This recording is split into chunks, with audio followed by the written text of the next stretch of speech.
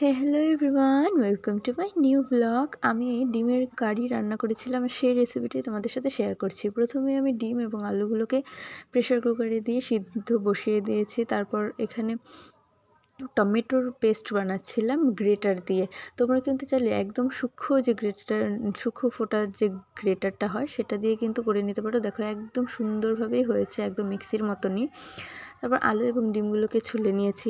দেন ডিমের গায়ে হালকা কেটে নিয়ে তারপর নুন এবং হলুদ নিয়ে ভেজে নিয়েছি। তারপর লাল লাল করে ভেজে নেওয়ার পর সেগুলোকে নামিয়ে নিয়েছি। তারপর পেঁয়াজ দিয়ে দিয়েছি। পেঁয়াজগুলো যখন এরকম লাল লাল হয়ে যাবে তখন এখানে আমি দিয়ে দিয়েছি কাঁচা লঙ্কা এবং জিরের একটা পেস্ট, যেটাতে হলুদ এবং লবণ একসাথে দিয়ে দিয়েছি। তারপরে এই মশলাটাকে ধুয়ে অল্প জল দিয়ে নাড়াচাড়া করে নিয়েছি।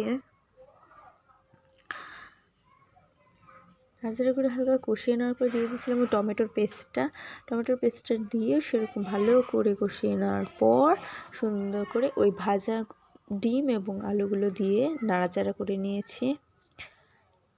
অল্প নাড়াচাড়া করে তারপর দিয়ে দিয়েছি পরিমাণ মতো জলটা দিয়ে হালকা নাড়াচাড়া করে নিয়ে যখন এরকম ঘন হয়ে যাবে, এই যে এরকম ঘন হয়ে গেলে তখন নামিয়ে নিলেই ready. Okay, hope you like this video.